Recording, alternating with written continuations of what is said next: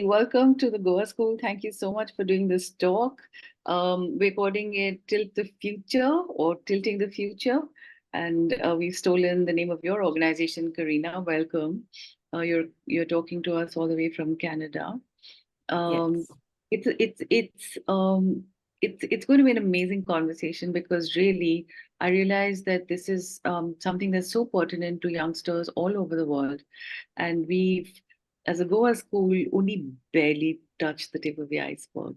So I'm hoping that this is going to be something where um, everybody's going to get a sense of how they can become more future ready. So tilting the future, you can tell everyone that story in a bit, Karina. Let me just introduce everybody. There's also Paloma and Kavita, both from the Goa School.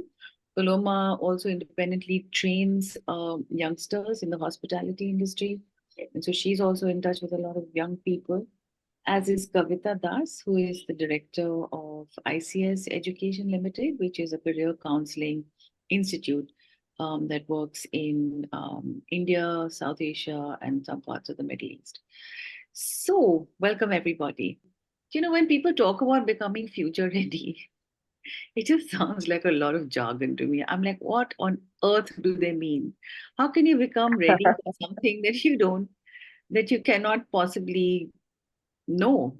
Because nobody knows their future, right?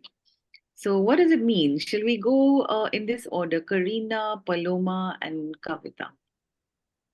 Okay. Yeah. Well, thank you very much for having me on these talks. I'm really appreciative of the fact that I get to chat with people, especially in Goa, because as you know, that's where I'm from as well. So this topic grabbed a hold of me probably around the mid 1990s when I was first introduced to the idea of scenarios and planning for things like 30 years, 50 years out.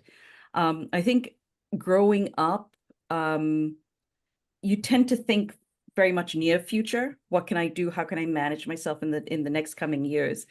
But when you really think about it, most parents, for instance, are future, like they are people who are constantly thinking, I'm raising these children, what is their future going to be? And you're thinking on a 20-year horizon, 30-year horizon. And so aside from my career, which kind of prepared me for this, where this really hit the road for me and my whole Tilt the Future concept began was when I had my own teenagers. And they were beginning to choose their careers. So they were like 14, 16 years old and making their class choices for their last couple of years at high school. And I was at the same time working on the future of money. So that was what that was the basis of my business. And this would be the 2010s, 2015s. And I don't know if any of you all remember that far back. It's not yet 10 years, but Apple Pay hadn't come out. You couldn't tap cards. Like all these were ideas that existed. The whole concept of banking on your phone was just beginning to launch. And what I'd noticed in the Canadian market was a few of our major banks laying off tellers. Like they laid off like 2,000 tellers and their stock price did not go down. And I'm like, ooh, something's happening here. And I researched and I found that they'd employed 200 IT people. And that's for me the pivot point at which I realized that the way of the past was not necessarily the way of the future. And the fact that I was going to push my child, being that classic Indian mother, I was going to push my child down this career path, but realistically, that might not even exist by the time he graduated. And that's when my eyes started opening up and I started, okay, how do I prepare my child for a future that I don't even understand? And that might not exist by the time that they have graduated, they start work. And so for me, future ready, then began to implode on me. I'm like, who am I as a parent if I cannot support my own child? If I cannot give them the map of how I did this, if that map is no longer torn and shredded, what now? Who am I as a parent? And I started thinking back and I thought, wait a second, I'm actually like fourth or fifth, sixth generation a child of people who have emigrated to make life better for their children. So I've got grandparents who went out to what is now Singapore. I've got grandparents who went out to Africa. And it's like, It's parents and grandparents, Persia. So people have left India and gone to other places to make life better for their own children. And they didn't know what the future held. So I started going back to, what is it that I can give my child today that they were able to give to me, not knowing that we'd be sitting in a world of AI or video cameras where we can chat across the oceans and little things like that. And so I started thinking, okay, and I started calling them heirloom skills. What are the skills that my great-great-grandparents gave to their child that have been polished through constant use that I can now pass on to my child? Because there's a good chance that within the next 10 generations of my family, someone will end up on Mars.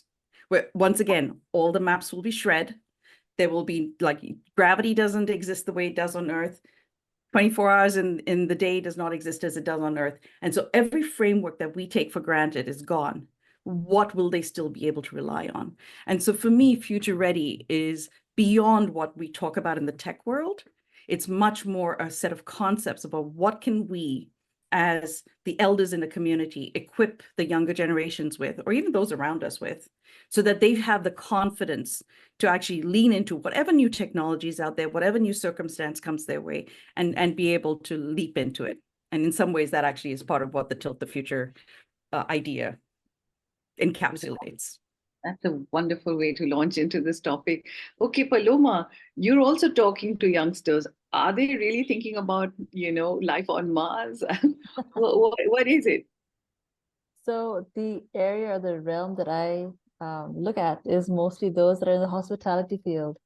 And I think to some extent, the hotels and hospitality area is getting into AI and is getting a little future ready, but we still deal with a lot of customers, and it's a lot of the same touch points of making somebody comfortable. And so even though AI hasn't really come in a lot, it is getting in there where it's making a lot of access easier for guests as well as the people who start to work in those industries. So yes, getting students ready for the future and getting the students to think in that sense is what we've been trying to do. There is a 50-50 balance of still giving them the basics of how things are done, because unless they know how the basics of the service needs to be provided, only then can they use AI to assist them in that. I wouldn't say I'm as far ahead as Karina, but yes, we are, helping the students realize that things have changed and giving them examples of how it was in the past and how it no longer works in the same way, because the guests who are traveling, there are the older generation, or they're like, our generation, but there are a lot of the younger generation that are traveling. And so a lot of what they need and what they look for is not there in place in a lot of hotels. And so we do need to kind of get them ready for that as well. Yep, totally agree there. Kavita. Okay. So, of course, students are very confused about what's happening, and so many specializations coming up, and the old ones have gone and so on. But what is important is the human values, which we must align with AI, because with AI, a lot of jobs are lost, but human value, the cognitive skills will always be there. So that's something they should stick with. Embrace new technologies and tools, but be flexible to change. So we say flexpertise, which is being flexible along with expertise. So you have to have that, technique as well. Positive attitude helps a lot to go along in this, fast changing world. And as we know that a lot of the specialization that exists today won't exist in the next few years. So that's why people have to be students, and all of us have to be prepared for the next and develop strategies. Develop soft skills is very important. What we always tell students also is to develop employability skills. So that includes critical thinking, complex problem solving, creativity, collaboration, communication skills, leadership, digital literacy, initiative, enterprise, and so on and so forth. So we do tell them about that, and of course, how they can develop these. So it's important to have all this intact and see how we can manage the future. Hmm. And as we've seen in the current scenario, we read recently that 8,000 graduates of the IITs in India did not get jobs. They just did not get jobs. I mean, this is never heard of, because that's it's a prized employment, it's a vocation, and they always used to get the top ones, but they didn't get it this time. And there's not such a great demand perhaps for engineering, but for maybe more people who have uh, combined kind of a mindset, like perhaps liberal arts, where you combine humanities with engineering, and it's not just pure engineering, but cognitive skills and humanities and so on, arts. They Hmm. play a vital role as well. Okay. So, before we go to the next question, um, Yeah. Kavita, we can't see you anymore, yeah, because of the power Yeah, the outage. light has gone off from here. The lights have Hmm. gone off. As Yeah. soon as it comes back, you'll see me. Add So, to that, which I think so I think for so much of the 2000 to the 2020s, everyone was focused on STEM education as being the way forward. And I think what Yeah. Kavita is mentioning here is actually we're noticing a movement From beyond STEM to STEM. And STEAM. Yeah. yeah, Yeah. and Mm. I call it STEAM. So it's actually Yes. STEM, like you still need to have a very strong technical background, but the arts, which is the A Arts in are STEAM, important. comes Yeah. in and it gives you that Actually. breadth. And what Mm. we're noticing is that like things like robotics, they actually started employing jazz musicians and ballet dancers into the robotics fields because they needed to put sensors on how people moved, so that once the robots started entering or interfacing with humans, they wanted the touch and the sensitivity to mimic human form. And so you begin to see this blend that Kavita was mentioning, this interlacing between the two, which I think is fascinating, and which tells you that there is, and that is also a strong part of what parents may be noticing with the younger generation who's going into university. They're asking to do not just a STEM degree, they're asking for a side serving, if you like, of something that is a little bit arts.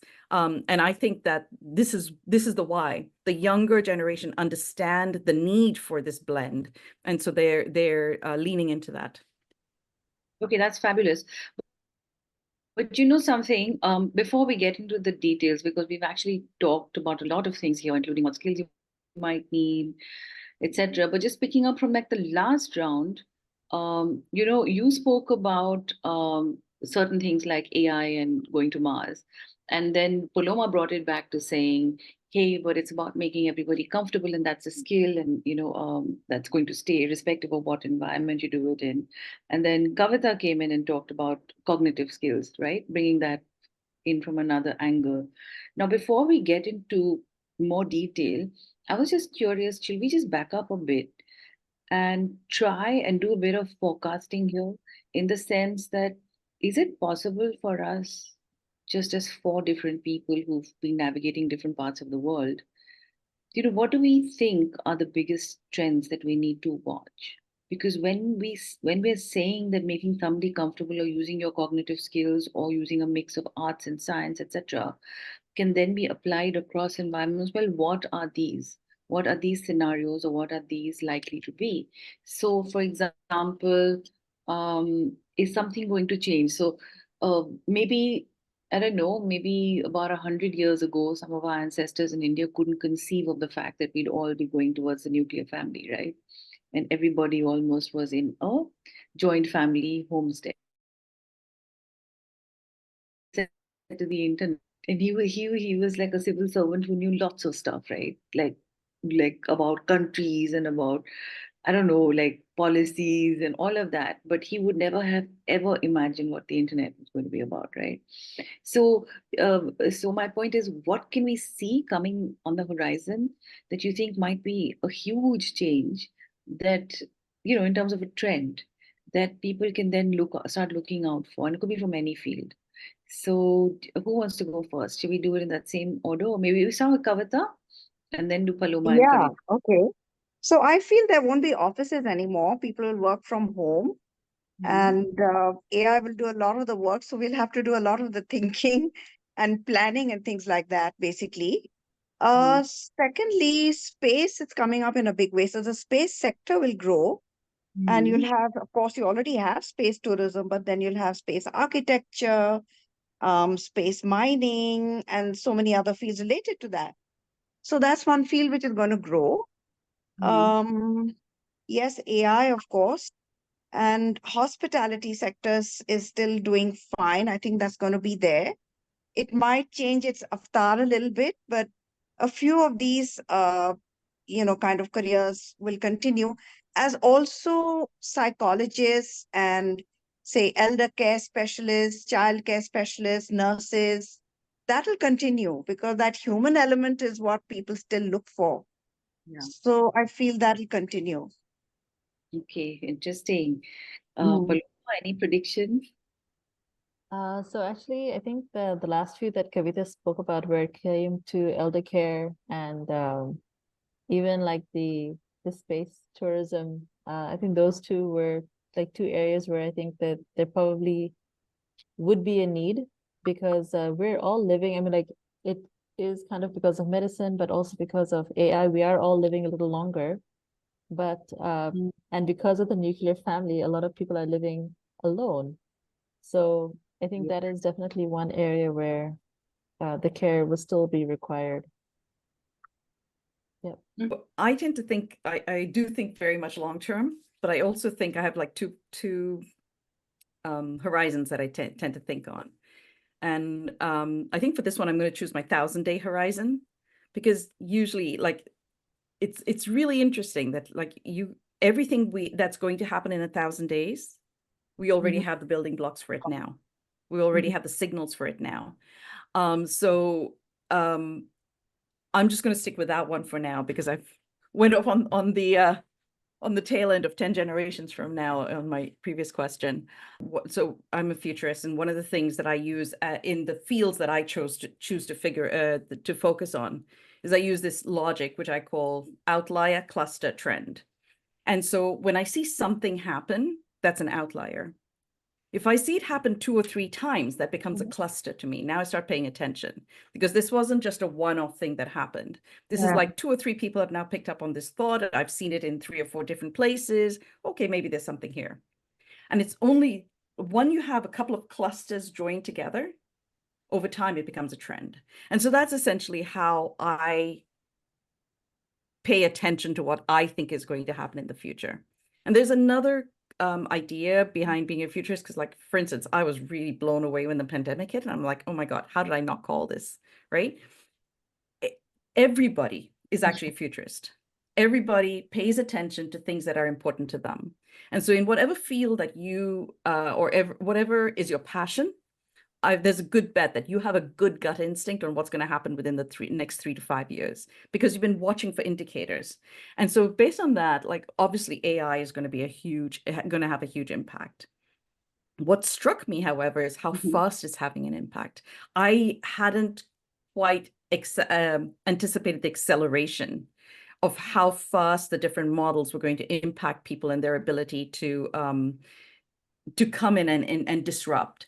And I think that's part of what Kavita's saying in what we're seeing actually across a lot of countries is the entry-level intake is being disrupted by groups who are saying, wait a second, I can actually do a lot more with AI right now. So maybe I need less interns coming in. I need less entry-level people coming in.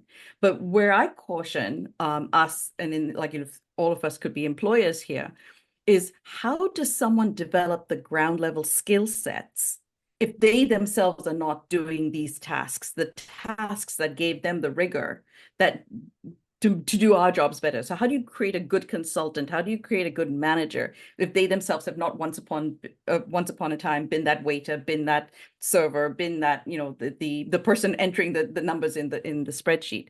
So we're trying to find that balance right now. So AI I see as being a huge interrupter. My other ones, the other big one was going to be medical, obviously, given the pandemic, given the aging that's been going across. But I'd actually like to add a different one, which is also climate.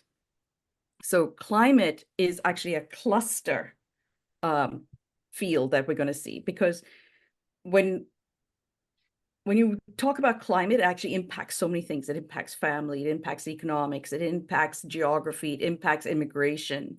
And so I think paying attention to climate, paying attention to the developments, the positive developments, the economic developments that are encouraging people to invest in climate forward technology. Like, I think paying attention to that would be a good thing, because right now that's a plus sign. I'm seeing a lot of positives happening in that field. All of us are burning up, I think, everywhere. So it's like, I think there's a lot more attention than had been before. And I'll throw this other stat out, which blew me away when I first came across it. So I remember the first COP summit in Rio in the 1990s. And so I went back and I was like, that was 20 years ago. How many people were on Earth on that day? It was 5.5 billion. And now we're at over 8 billion. And it blows me away that there have been so many more people show up on Earth, right, in the past 20 years. And I think that's something we don't realize. We all expect the world to be exactly the way it was when we were the age of the people going through school right now. So, for instance, when my mom would talk to me, there were only 2 billion people on Earth. It was like when she was in school, there were 2 billion people on Earth. And now when my child is going through school, there are 8 billion people on Earth. So the level of competition for jobs, for housing, for land that you can actually till and actually create food, all this is getting challenged by the fact that we also have more people. So those are some things that I add into my equation when I look forward and say, okay, what's going to happen in the next couple of years? And I think these are things that I watch for. Yeah. Well, I mean, that's actually spot on, actually. I'd like to just add a couple more from my perspective. So one is, I see mental health as something that's going to blow up, in the sense that I think, Paloma, you touched on living alone. I think loneliness is going to be the root cause of a lot of stuff. And then interlaced with medication, I don't know, we have all these super bugs, we have all these new sort of diseases that are coming out, and and I think that I think it's optimistic, frankly, to say that it's optimistic to say that all these drugs that they're working out to make people live longer, etc., are going to work. I think there might actually be a huge backlash for us playing with this sort of medicine. And while we're all living longer, we might actually have a lot more disease and that sort of stuff. The one saving grace on that, though, I think, is the trend where we will all, I think, begin to live in smaller homes and more suited for 1 or 2 people. There's this whole tiny home trend, which is grand. But that's kind of fashionable. But I think also going into the future, there's going to be lots of us who will choose not to marry, not to cohabitate, and to be completely self-sufficient, and live in a sort of a low-cost way. And in that sense, I think tech is going to have to jump in and close that gap so that people aren't too lonely, so that people can feel connected despite that. There may be community living So then. I think sorry? And talking about that, there may be community living in that case. Like, people, singles could live in a community. Yeah. Could be. Yeah, I mean, that's a good option, but I have a feeling that the world's going the other way. I find a lot of people are just opting to be alone and live via tech rather than real people. Or the Japanese have dolls you can do bad I things know. with, or good But things then, with, depending on who leads you to visit. loneliness. So I don't know. I mean, maybe I'm painting a bit of a doomsday scenario, but I do think that's going to happen. But also, I think cities are going to get much denser. Many more people living in cities, and we're going to have to work out solutions for how do we do high speed transport for singletons, how do we, because everyone can't have a car. That dovetails with your climate argument, Karina. So how do we move masses of people around without polluting the environment, that sort of thing. I think those are the things that possibly, I don't know, we don't have Elon Musk and all those other sort of futurist thinkers here on the show, but I mean, these are the things that sort of stick in my mind, and it might be a bit of a doomsday scenario. Hope not. But, Anyway, so people see different things coming. Okay, so let's now talk about the challenge, which is precisely that all of us are coming at this from a different spot, right? So the truth is that as parents and teachers or CEOs, in fact, none of us can actually look and say for sure what the world is going to look like in the next Yeah, 20 years. We can only take exactly. guesses, right? Yeah. So from this point of view, how do we prepare? Because, really what we're looking at is a massive uncertainty. And where do we go from there? How would you talked about scenarios before, Karina, so I'm going to start with you.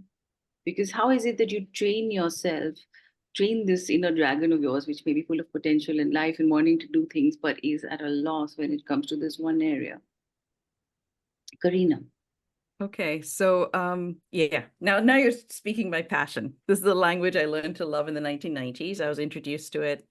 So just growing up, I was a straight up tech kid, right? Math, science, and that was my thing. I think because I was so focused on STEM, I leaned less into literature, I leaned less into poetry and storytelling and things like that. But then again, I grew up in Goa. I have, Goan grandmothers, and they all love to tell their stories. So I think there's a little bit of that gene within me. When I discovered scenario planning, it was like the floodgates opened. So I was working for Morgan Stanley at the time in the IT department, and this is just as the internet was coming on board.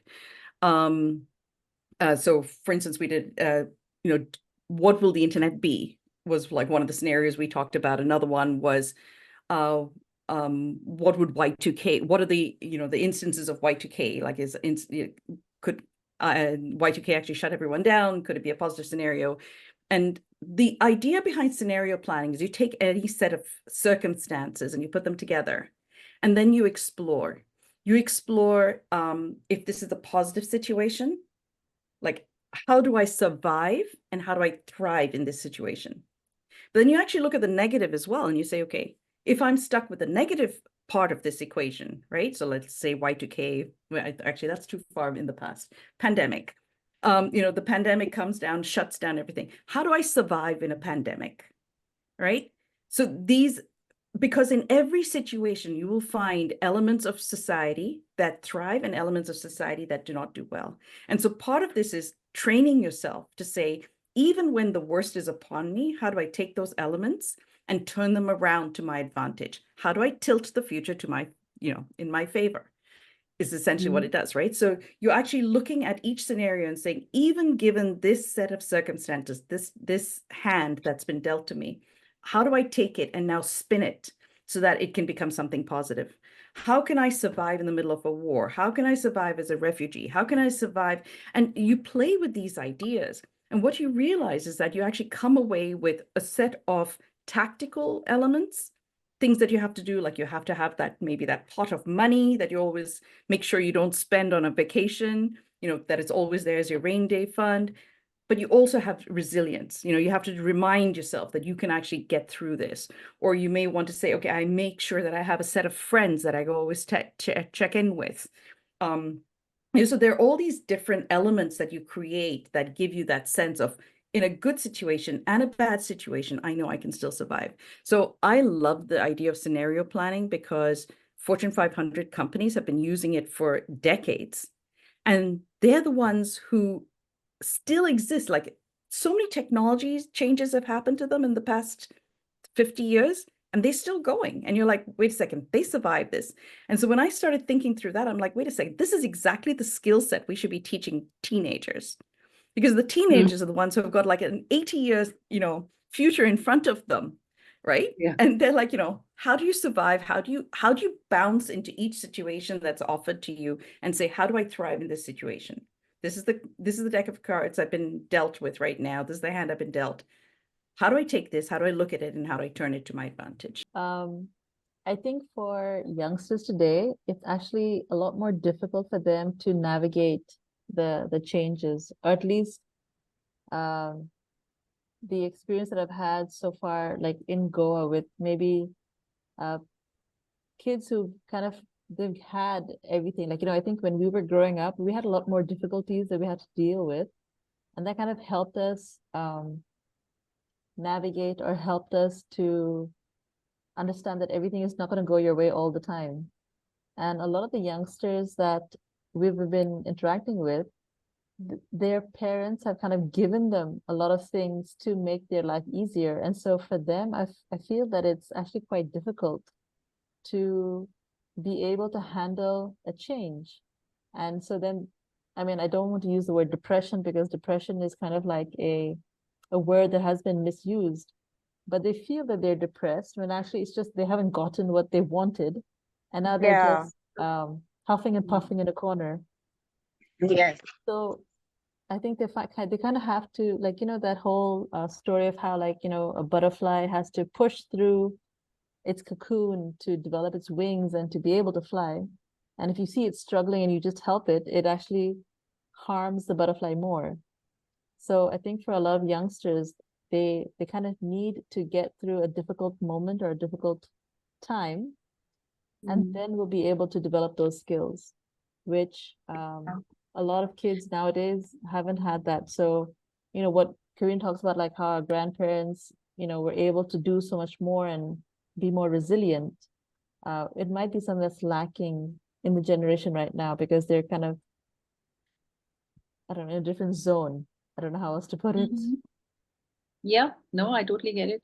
The thing I worry about is, you know, how some people, especially in poorer countries like India, etc., you know, they get marginalized. Something happens, you know, and they lose their opportunity. Them, let's say, they're in a family and the dad loses the job, and something, you know, it's like a big blow. Or say a parent, you know, passes, and then from there, you know, they get further and further marginalized because that sort of puts them on like a negative footing, and then another thing happens, and then another thing happens, and just keeps getting compounded over time. And so basically, a lot of people are, I mean, from our perspective, operating out of a sense of trauma, you know, or a sense of being so far away from like being able to swim in the mainstream. You know what I mean? And that's what worries me.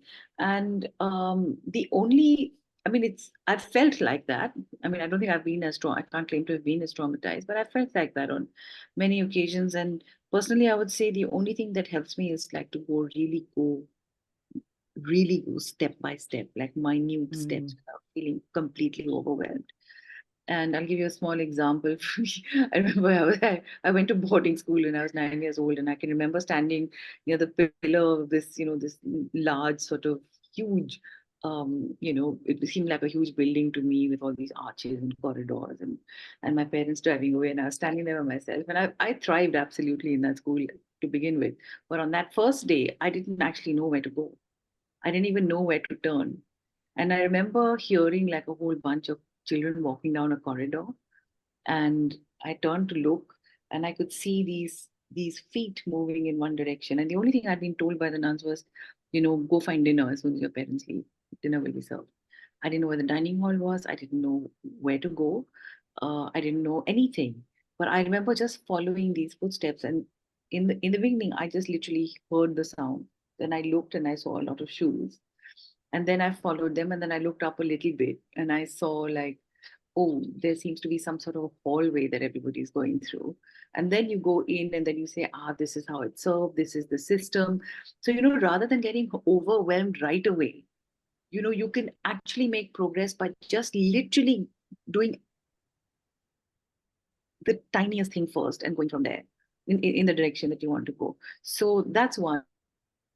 And then as an adult, I mean, the other thing I just want to say is that I do try and develop some sort of radar. So in any situation that I'm in, of course, you can get totally drawn in and you can talk about, you know, exactly what's happening. You can watch the beads of sweat on somebody while they're talking. That's really a micro focus. But you can also always know what's happening in that room. You can always know if there's a loud sound, you know, where's that coming from? You can all, so it depends on how you train your mind and how to be present in a situation. You know, can you practice from going from like a micro zoom to like having a bit more you can also have a view from like from the sky, you know, which is that what are the things in this room? if you're in a dangerous situation, it really helps. You can actually check out where the doors are without actually moving your eyes, you know. So that you can plot your escape. So I'm just saying that, sometimes it works to train like a radar, and it also works to go really step by step. And then Right. you can just feel a little bit stronger, and no matter how uncertain the situation you're in. I don't know if that's making sense. Maybe what we need to do is talk about the specific skills that you actually need to have uh, in order to scan the future, figure out scenarios, and you know, chart a path for yourself. So let's talk about things, for example, like critical thinking. Somebody mentioned, and resilience. More about that. Karina, when we were talking off camera before, you talked about pivoting and how companies pivot, and they move into absolutely new areas because they read a big change on the horizon. So can we talk a little bit about those things now? Who wants Yes. to go first, Karina? Actually, before you do Yeah. that, do you mind if I keep on the point that you just made about taking one step at a time? So I think there's something here that both you and Paloma said Yes, that please. was really rich. And it's this sense of overwhelm. And I think that both of you will touch on something that's incredibly important as within that 1,000 day radar, is like this ability not to think too much beyond, but to be able to take us an individual step forward. And there is one, I don't know if anyone has read The Anxious Generation by John Haidt. But it's like there's a whole conversation that's happening right now about why this particular generation might be feeling a little more anxious. And part of it is the sense that they have touch points to the 8 billion people on Earth.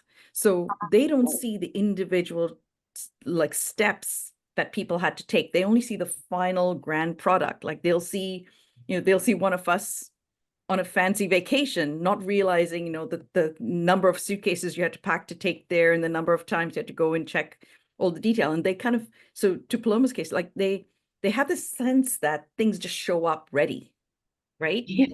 And forget the intermediate steps. So I think anything we can do that. But to back that up, I saw another data point, which I thought was really eye-opening to me.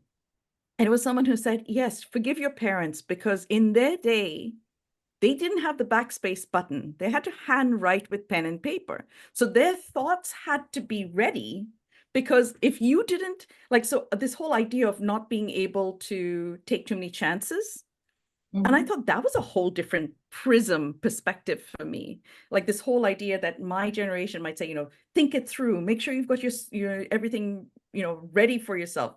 Whereas their generation is, let me try it. Let me see what I need. It's like, I can always go back and try this. And it comes from this sense that, like my mother hand typed my thesis in university. And every time I changed it, she had to retype the whole page. Right. Oh my God. It's like, it's like, they don't have that. They can literally fly and swap, and all this actually puts them at a point of transition. We're actually transitioning in mindset from our generation's way of thinking in the industrial era to a whole new way of thinking that is feasible for them. And in that space, neither is right and neither is wrong. And I think that might also be a sense of where people are feeling, all generations are feeling this sense of disquiet, this sense of discomfort, is because you can't trust, you can't hold on to what you thought was solid. And so I think that also might be something that we want to consider in the mental health conversations is, and you're very right, Paloma, in not saying that, it's a crisis or anything like that. It's like just choosing the way we interact with that emotion, because it is, for everybody, it's a sense of unease. It's a sense of, okay, what is next and how is it different from what was past? Correct. Okay. So in a pandemic situation, a plus is everyone is healthy. A negative is we're in a pandemic situation, everything's shut down, right? But how do you know that we're now moving from things are getting better? So each group, each company, each organization will have some set of indicators that they're watching for. And what you have is you have almost like a game plan for each scenario, but what you're watching for on a regular basis is what indicators tell me that things mean that I'm no longer in the situation I used to be in. And that is what allows you to pivot. Because at that point you say, okay, the old way of doing things is no longer the way I want to continue. I need to change. I need to move into this next scenario so that I can now make that a scenario in which I thrive. Correct. Absolutely. So you're sort of pivoting and then pivoting again or pivoting back. Yes, exactly. So you actually Yeah. have to be rather mobile. Yep. And I think yeah, Kavita brought up that sounds really, another really point good. on that, which was the unlearning part, which is this ability Yes. to retool yourself, reskill yourself. Skill. It's like, Yes. Yes. Correct. yeah, keeping the Mm. components of what still works within a technology Mm. and being willing Mm. to let go of the things that are no longer true. Yeah. Yeah. Blending. Mm-hmm. Yeah. Yeah. Now on critical thinking, I know this is a term that's bandied around a lot. But maybe Paloma, you could get to that for me because I know that it's something that, when you're actually with students or with people who are willing to learn and do the unlearning that we're talking about, which is to open your mind to new ideas and to really take them on and see how they apply. Um, what would you see are like the bare bones of critical thinking? You can start with Paloma and then do Kavita and then back to Paloma. So when it comes to critical thinking, I think it has a lot to do with how well you've read up, like how much you're reading, and also what kind of situations you have been in, and then talking to others and Right. understanding what situations they have been in. So it's a lot of sharing of ideas and thoughts, a little bit of kind of role playing as well, because you want to put them in a situation and then see, okay, how did you do it? What did you do? How could you have done it better? And using those kind of techniques just to help them understand that you may not have been in that situation, or you haven't been, or you may not be ever, but how you understand how a situation in particular works will help you in other situations. And so kind of just giving them that that way of exploring. But I feel that, like, reading or discourse with other people will also kind of help you kind of let the sparks go off in your brain to make you think about different situations. Yeah. Absolutely. So you're saying that to think about a problem from different angles, and then Yes. to recognize that your own thoughts are not always everything, Yeah. but you can also gather other thoughts. So either through reading, analyzing, brainstorming with other people, borrowing then- someone who's been in this similar situation Yeah. before, And etc. then just You building. basically, yeah, it's like these computers that get hooked up, so Yeah. many machines are analyzing the same thing together. So you can do that by just taking your ideas and talking to different people and getting different points of view and then stitching those together and see what they amount to. Yes. And that's brilliant. Yeah. Okay. Kavita, also something on critical thinking, because this is one of the big critical skills that we talk about. Correct. Correct. So it's basically analyzing if there's a problem, analyzing what the problem is, breaking it up, and then seeing how best you can solve it, which is, the most viable solution. So it has to be analyzed, it has to be thought out really well, and then a solution to it. So I think critical thinking could be related to that, basically. Hmm. So would it help for us to um, take one trend that we all mentioned maybe, and then just talk about how we might think about that, think through it Yeah. critically. Yeah. Example, that if there's anybody watching this, you can actually then apply that to anything. And let me pick climate, because it's Yeah. definitely on the horizon. Yeah. Correct. So how would you analyze what's coming in terms of climate emergencies and or climate solutions? And how do each of us think about it? I don't mind starting off, I mean, in a way, and then everybody could maybe add to it. I'm not a master at this, but just saying that, so one is to understand how big the problem is. And it really is big, right? So if you do a bit of reading or listening to people like the big activists, etc. So when I look at it, I try to look at it from all sides to see how big the problem is. So if somebody is saying we have to cap, global warming to 2 degrees, and I'm like, why? What's happening? And then they have these videos or whatever of icebergs melting. So I'm like, okay, these are all the things I've read up to show me, or I have seen, or I've understood to show me how big the problem is, right? And then the second thing I try and do is like, look, how is this problem impacting my life? Because it can be really big, but then is it for like the whole world and people I don't know? Is it for me? And then I find that that's another really useful layer of thinking to do. So, things like pollution, things like, where does my power source come from? Is it clean power? Is it coming from a thermal plant? How difficult is it for me to switch to driving a different type of car, like an electric vehicle? So it's the same issue and it's the same set of solutions, but these are the points at which I can interact with them. So I think if I do these two things, then I can try and see it from all sides. So that's how I begin to start thinking critically about something. I don't know how do you all do it? Like, must have a different way. So, who wants to go next? Karina? Well, if you talk about climate, there's so many different aspects to it, and so much is being done about it. So these are different, you know, should I say, different steps that are being done. So, for instance, is something being done about global warming, about deforestation, about clean technology, and so on and so forth. So many different things are being done for the different aspects related to climate change. So I would think that would be some level of critical thinking that's gone into it and the solutions that are being provided for it. So clean energy and so on and so forth. So you're saying you look more at the various subjects related to the big idea. Correct. And you Yeah. kind of look at it from that perspective. Yeah, that's also another way of doing it. So you basically take the big umbrella concept and you say, okay, what is this concept made up of? Different parts. The different segments of it and work on it. Yeah. Yeah, that's another good way. And sometimes people also do, like I was talking about me and then the bigger problem, but there's also many intermediate steps, right? Like what is the community? What are my Yeah. neighbors? What are governments doing?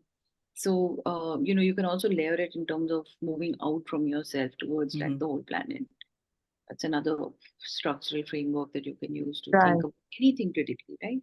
Yes. Yes. How do you think about it, Karina? So for me, once again, to Paloma's point, I think critical thinking is one of those it's a higher level skill set. It's almost like the difference between knowledge and wisdom. It's like now, like any of us can get a hold of knowledge through the internet. All those data points that everybody else had to store in their brain, anyone can get if you know the right question to ask. And so like critical thinking is knowing the right question to ask so that you can get the right information out of the system. And the system can be a collaboration of people. It can be books, it can be history, but it can also be imagination. So for instance, one of the things I keep thinking about is 2x thinking versus 10x thinking. So 2x thinking is, how do I take a street in Goa and turn it from a street into a highway? How do I take what is there and elevate it and make it better? 10x thinking is, what if there was no road here? How would I do transportation? And so like, so critical thinking can be on various different levels. And so it's very easy, for instance, to build a brand new, you were talking about cities.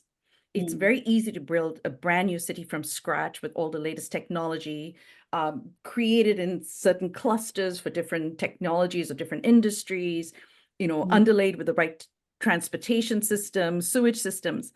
But to actually retrofit an existing city like London or New York or Mumbai is much more challenging, because not only do you have to deal with history and preserving heritage, but you also have to deal with roads were not straight. So things like that. So I think critical thinking is, what can I do today with what I have, but also allow myself the permission to imagine, what would I create if there were no tethers, if there were no guardrails? And so going to Kavita's point, I personally think that, and this is my mission in climate right now is I want to inspire young people. I don't want to be talking, you were talking about how the situation is so big. And that's essentially me about 4 years ago, is like, who am I? Who am I to do anything about climate? I'm just one person. Yeah. But I keep thinking, well, if not me, then who, right? So it's like my job, the job I have assigned myself, is to inspire young people to think in big ways. So like I was in a climate class, and this is one little tit point that I thought like really motivated me. The very first urban design conference was held in the late 1890s. I think it was 1894, if I'm right. And it was the cities of Paris, New York, and London.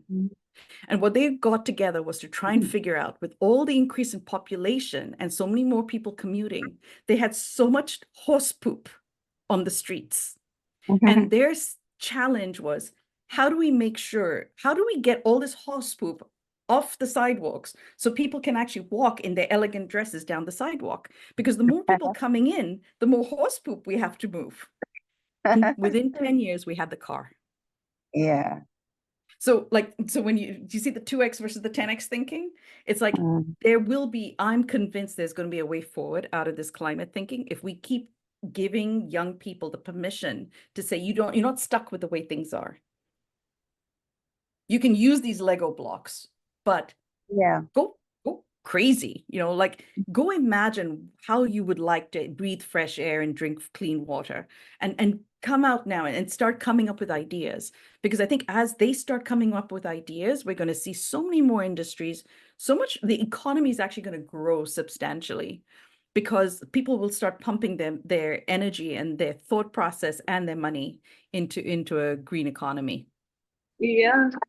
Well, I mean, that was a really interesting breakdown. I don't know if we have more to add, but it really shows you how you can take any topic and throw at it everything you've got, everything you've heard about, and see how it changes, it morphs, and then use your imagination. I mean, that's such a critical thing. I almost forgot about that, right? Yes. Which is, you're saying, don't even take existing points of view, just create a new one and see where you can go from there. Absolutely. So that's lovely. Now, just a few closing thoughts, because I know the future can be super daunting. I mean, by the time you're sort of my age, which is 50 plus, you kind of like, it doesn't scare you anymore. You don't keep up at night thinking what's going to happen tomorrow, and what of that is, because you've been through most scenarios in your life, hopefully, not all terrible ones, and you kind of know how to track it. And yet, there are some of us who do worry a lot about the future. So either from a point of view of finances, or how to invest their finances, or what they're going to study, what their next job is going to be. There could be so many different things that keep you up at night. So what would you say? How do you sail through that sort of uncertainty? What do you do? I mean, is it yoga? Is it what's your secret sauce? Karina.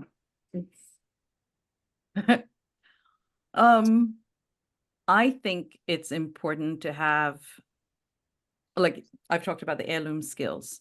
I think it's important to pick what is important to you and make sure that stays with you. So for instance, I've actually moved countries, continents so many times. And for me, the thing that follows me always is music. So I always join a choir. Lovely. And it's like, pick international languages. So music is a language that is the same no matter which continent you're on. Movement could be dance, could be running, could be something like that.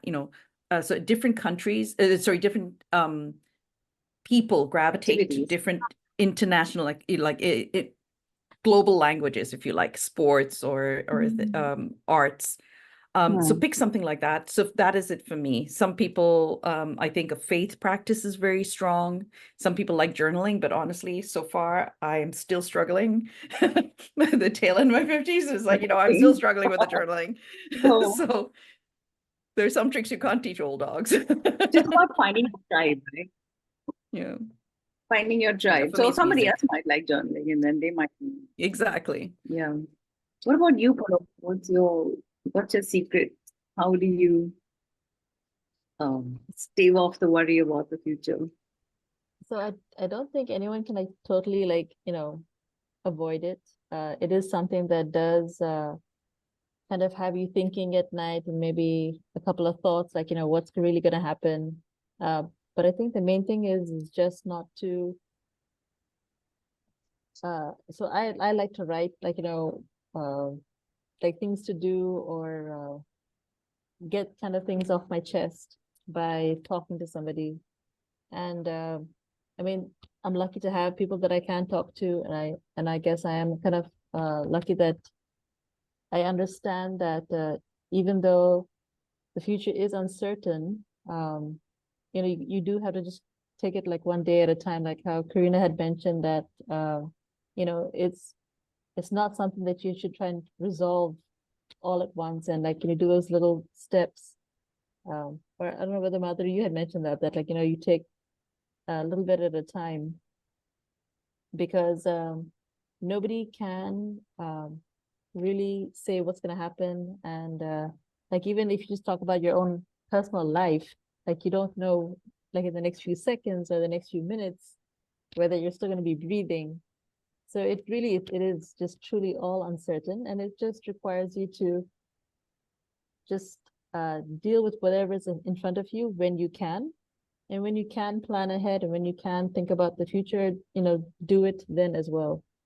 And I would say don't take stress, but that's also like, it's easy to say, but difficult to do. So I guess to summarize, it would just be like, just take each day as it comes, simply put. That's okay. Now saying one day at a time is great, and also this other one, bringing songs to mind, but it's count your blessings, which is the you gratitude practice. Absolutely. everything that's going right. Yeah. That calms you. Much to be thankful for. So being thankful, practicing gratitude, that kind of thing. Kavita, sorry, what about you? What's your secret? When things Well, are many uncertain of on the these already horizon, how do you feel? mentioned. So count your blessings one day at a time and having faith that things will be okay. We've come this far and we've been fine. We've come through so much. And so far, well, you're okay. So we still have faith that things will be okay in the next few years. So have faith in that. I mean, I do pray. So I have faith in all of that, and it helps a lot.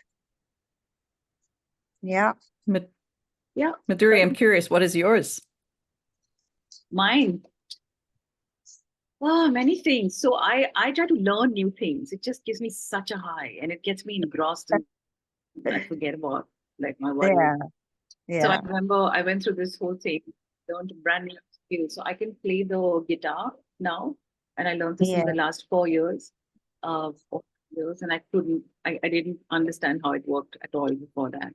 But I could play the piano, obviously. So it was just it's a totally new instrument. They're not similar. Anyone who plays those two things, other than the fact that they produce the same music, they don't work in the same way. So that was fun. I like to do that. I learned how to dance the bachata. Sometimes I just get lost. Yeah, I mean, I watch television that's full of imagination, things that you're like. I remember I was like a child when I saw that movie Avatar. Oh yeah, it's like, who thought this stuff up? Is I know. So, I love to do things like that. Watching other people's imaginations, and it's amazing. Just gives me such a kick. So just a happy things, I think. The other thing I know in my head, but I don't do so much of, is exercise. Because I think that really grounds you. It gives you Oh yeah, it does. Exercise, walks. I don't know, you do. Oh, I love doing that. Just touch this thing, the birds and so on. It gives you so much peace. Peace. Yeah. And it reminds you of the continuity of nature, right? So it's like sun comes up, sun goes down, and it's like I think if that like going to Paloma's point of one day at a time. Like, you get a fresh 24 hours. But Madhuri, you said something really interesting about the piano and the guitar. So I'd read somewhere, and I'm still searching for that data point, but I remember reading somewhere that if they hadn't invented the piano, there's a whole part of the brain that would never have got activated. So they said that it activates a part of the brain that they didn't know, like, so I'm always, this is part of where I'm saying, like, go nuts, people, try and dream up solutions, because we don't know what will happen. It's like there's so much of our brain that isn't used. And so I'm fascinated by little things like that. Yeah, no, hobbies are really, really important. I mean, some people have really bizarre hobbies. I know men who knit, for example. That's perfectly all right. I mean, as long as you're doing something that you think is creative. So they're doing something creative. So creating something is always a big stress relief. Having fun, you found your drive, you're kind of like, those things really, really, keep you going. And you can you can handle anything that comes along basically after that. It's funny, like something Kavita had said way back at the beginning of this whole session about needing breadth and depth. When you're talking to students about skill sets that they should have going forward, it's like a T structure, right? So it's like that. And I always think I think we were so conditioned that one person had to know everything. Like you were good if you knew everything about everything. But the older I grow, the more I realize, thank God there are 8 billion people on earth and I don't have to know everything about everything. It's like just leaning into community and like leaning into your skills for what you're good at, and leaning into Kavita's skills for what she's good at, leaning into Paloma's skills for what she's good at. And it's like that whole knitting together of one person doesn't have to know it all, takes so much pressure off. Yeah, that's true. You just got to know who to go to. Also, there's no 100% right way of it, which is the other thing you learn as you grow older. It takes a lot of stress out of the situation. There's no 100% right way of anything. There's just many perspectives. Absolutely. And you can try them on. Madhuri, I think that's a great. Well, this has been the most wonderful conversation. Thank you so much, everyone, for putting such heart into it. There's so many it's been so much fun. Yes, it was. Yeah, and we've learned from it too. Yeah, thank you. I know. Learn from it, exactly. So thank you. Yeah, thank you all.